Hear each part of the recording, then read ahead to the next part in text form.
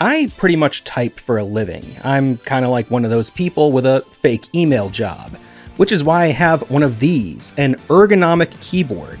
This thing feels so good to use that when I'm done with work for the day, I get on it and I do even more typing for fun. Which brings me to the topic of today's video, typing games.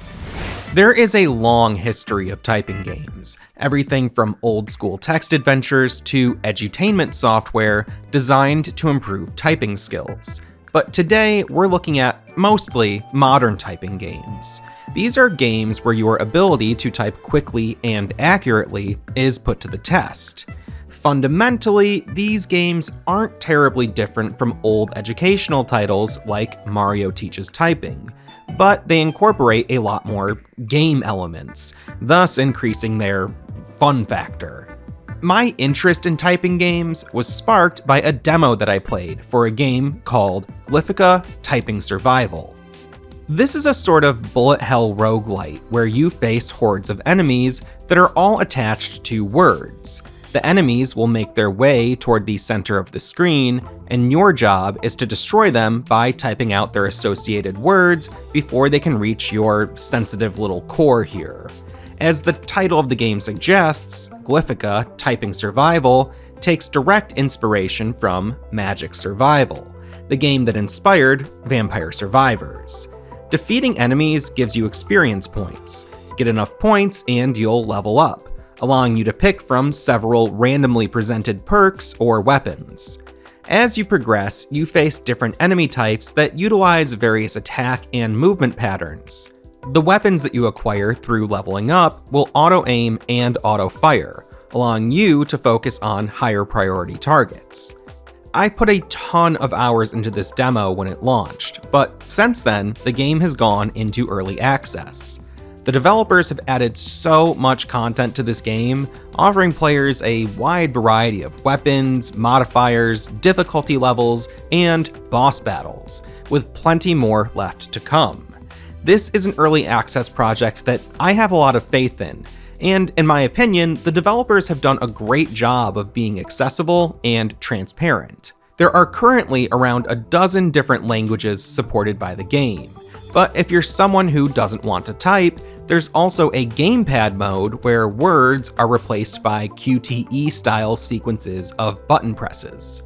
Personally, I prefer the typing mode, but playing with a gamepad was still a lot of fun for me. The audio and visuals in this game work together really well to create an experience that I find both relaxing and engaging. All of the roguelite elements help to take a simple concept like typing words and turn it into a game that feels like it has endless possibilities for unique sessions.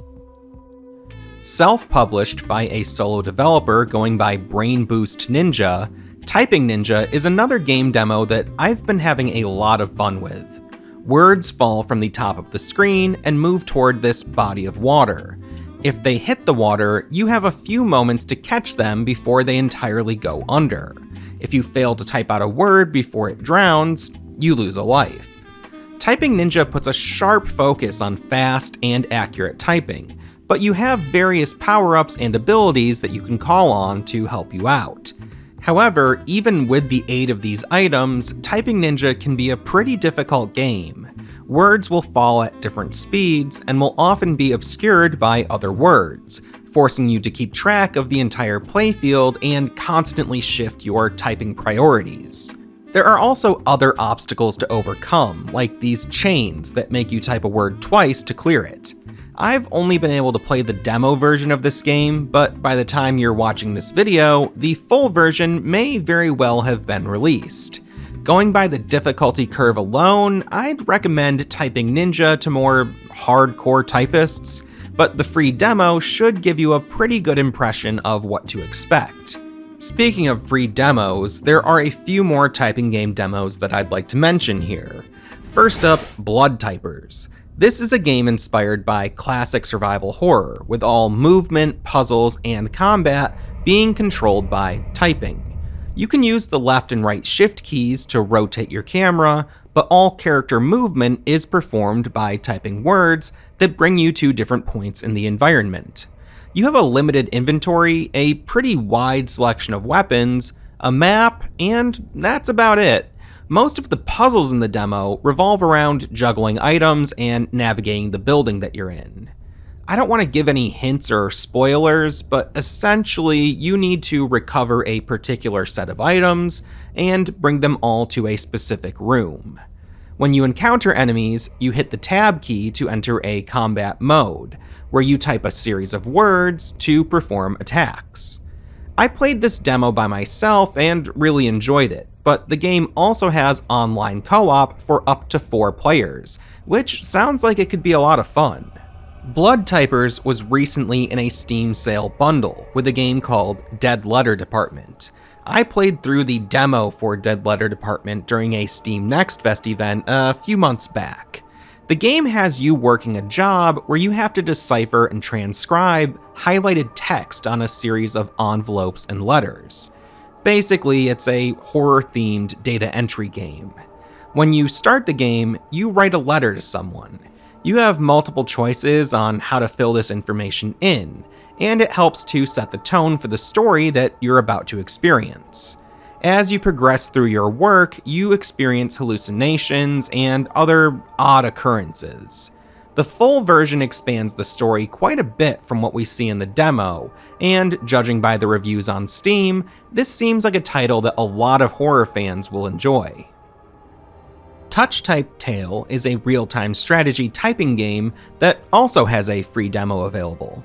You type words to perform various commands.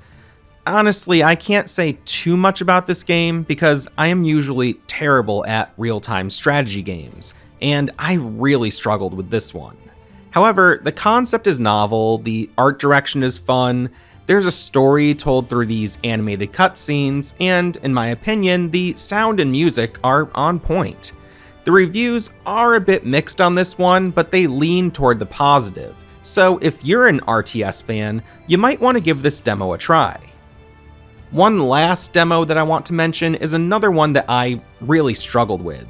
Midnight Protocol is described on its Steam page as a tactical, narrative-driven RPG with unique keyboard-only controls.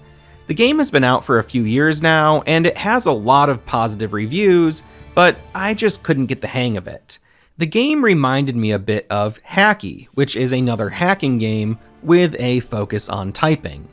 While I can't say too much about these games due to my limited time with them and, limited progression due to my lack of skill, I wanted to include them in this video anyway because they both have good reviews and I'm pretty sure that someone watching this video is going to find out about them and really enjoy them. Moving on to a game that I have spent some more time with, here we have TYPECAST. This is a game that I first saw over on Twitter a while back during its development. It launched in 2023 and was named by NoClip as one of their top picks of that year. It's a unique bullet hell game with a strong arcade style that puts you right into the action. I found the game to be pretty difficult, but I still really enjoy playing it. You move around with your mouse and fire at enemies by typing the corresponding letters. Enemies have to be within your range before you can successfully attack them. Typing a letter will fire at all enemies related to that letter who are in your range, so you'll often find yourself attracting a swarm of enemies so that you can take them all out at once. There are a bunch of other tactics and moves you can use. For instance, if you type a letter that doesn't have a corresponding enemy within your range, then you become jammed, meaning that you can't fire any more shots until you become unjammed. And you do this by either waiting it out or pressing that jammed key a few times in a row, but if you press it too many times, you'll jam yourself again. However, for a very brief moment, and I mean really brief, for a very brief moment after becoming jammed, you're invincible, and you can ram yourself into enemies or use it like a parry to deflect projectiles back at enemies. You also have a couple of limited abilities like a bomb that will destroy all enemies within your attack range, and a bullet time style slow motion ability. As you play, you collect letters that spell out the word fever. When you get all 5 letters, you enter Fever Mode, where enemies are more aggressive, but your score increases at a much faster rate. You stay in Fever Mode until you take damage. If you can really dial in your skills, you can get some crazy high scores in this game, and there's an online leaderboard that keeps track of it all. This is another typing game that has implemented a gamepad mode. Now, if you're going for high scores, the game is probably best suited for a mouse and keyboard, mostly because you can get such precise movement and do things like loop outside of the visible playfield. That said, playing with a gamepad still feels really good to me, and I think that I like both modes equally, just in terms of gameplay and fun. Also, this game has a soundtrack that I think is really awesome. It's by an artist named Hyperstep, and I have a link to their Bandcamp page down in the description of this video.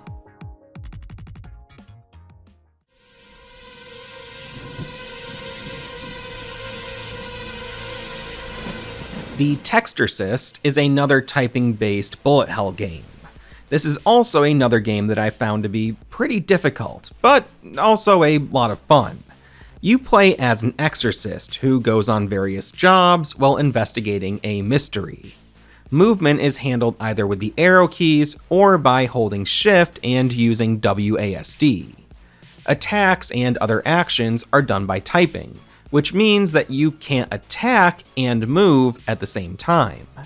Similar to TYPECAST, you need to be in a certain range of an enemy to perform an attack. Attacks are accomplished by typing out these passages of text. You'll have to perform as fast and accurately as you can, while also keeping track of enemy projectiles and other obstacles and distractions. The game has a very, very distinct feel and pace, and I could see a significant number of players not really being able to totally get into it. However, if the gameplay does click with you, there's a really fun challenge to be had here. The game has a humorous tone, and there's a lot of small details all over the place. There's also a DLC expansion for the game that acts as a sort of prequel to the main game's story and includes a handful of new challenges. I really enjoyed what I played of the Textorcist, even though it's a game that forces you to adapt to a very non-traditional sort of control scheme. I can't recommend this game as readily to everyone, but if you're up for a unique challenge, you might want to check it out. Next up, we have Type Night. At its core, this is a very straightforward typing game, pretty much in the same mold as something like Mario Teaches Typing. You're on the left side of the screen, and enemies advance toward you from the right side of the screen. However, the game does shake things up a bit with special attacks and a shield. In my opinion, the music and visuals work together really well. You slowly trudge down this muddy path, taking down skeletons, evil birds, and other enemies. The game has separate scaling options for both the game itself and the UI, which was kinda confusing at first, but as soon as I had things dialed in correctly for my setup, everything went very smoothly. My only real criticism here is that I think there could be some more sound effects. There aren't really any sounds related to your typing, entering a word, or getting a word wrong. When you're juggling a bunch of enemies and text on screen, some of those little sound cues can go a long way to help you keep track of what's happening. That said, I still really enjoyed what I played of Type Night.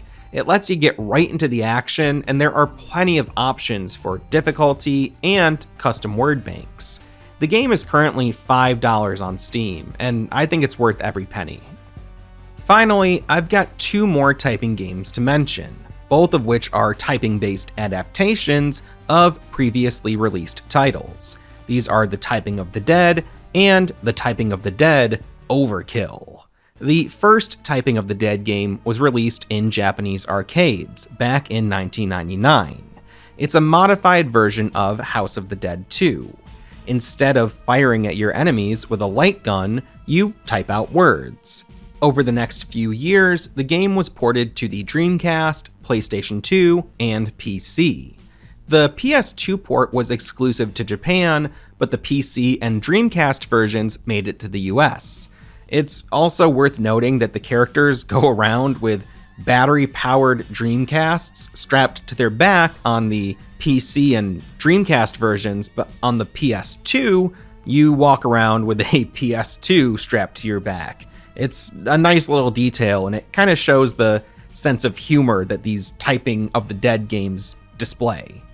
The original House of the Dead 2, which this game is based on, is a pretty straightforward, serious horror game, so it was kind of surprising to see how much humor the Typing of the Dead had in it. In addition to those battery-powered Dreamcasts, there's also a lot of absurd and goofy phrases that you'll be typing out. I remember seeing this game back when it hit the Dreamcast some 20 years ago, and it definitely stood out at the time. Japan got a couple of other Dreamcast typing games, including Typing of the Date, which is a visual novel dating sim type game, and an Evangelion game that's really just more of a series of typing lessons. I could be missing something, and please leave a comment and let me know if I am, but I couldn't find any other typing games for the PS2 or Dreamcast that were released outside of Japan. Both consoles had plenty of games with keyboard support, but in terms of typing-focused gameplay, the Typing of the Dead might have been the only one. The game got a follow-up in 2013 with the Typing of the Dead Overkill. This one was exclusive to PC. Just like the previous Typing of the Dead game, this is pretty much just a typing adaptation of House of the Dead Overkill, with some slight modifications. I never got to play the original Overkill, but I had a lot of fun with this typing version. The game was written as a parody of old-school grindhouse-style exploitation movies. It's full of harsh language, sex, and violence, but it's all delivered in a very tongue-in-cheek sort of way. It's a bit rough around the edges here and there, sometimes the audio levels or the menus acted kind of strange for me, and I did experience a few crashes. That said, the game was so much fun. I've played through it like 4 times now. I was really impressed with how the typing mechanic was utilized in so many different ways to really switch things up during boss battles. I've always had a soft spot for old exploitation films, and this game was clearly made by people who have a real, genuine love for that genre. Each level is presented as if it were a movie, and these movies all tie together to tell a larger story. The grindhouse theme goes so deep on this game, it really permeates through the entire presentation. There are a lot of collectibles to find throughout the game, including some songs. These are all attributed to fake bands, but each track is a really faithful take on the types of music that you'd hear in some of those old grindhouse movies. Whoever made these tracks was clearly having a great time working on them. Track you down and hear the truth coming straight from you. Never knew where you had run your only son. The child you never knew I could have been so wrong. And the only thing I'm sure I wish I never cared. The Typing of the Dead Overkill is totally over the top all the way through, and there are several DLC packs available that can make things even more absurd. These expansions add new custom word banks to the game called dictionaries. Due to my love for immature humor, the Filth DLC is probably my favorite. There's just something so right about blasting zombies while typing out things like punani, asshat, or kung fu hentai. The game also has support for custom-made dictionaries, allowing players to add their own words for the game to pull from. Despite being a little janky, the Typing of the Dead Overkill is currently one of my favorite games, and I would recommend it to anyone interested in trying out the Typing of the Dead series, just so long as you don't mind seeing stuff like this. She's got small tits! Don't use the one with small tits, Clement! I forbid it!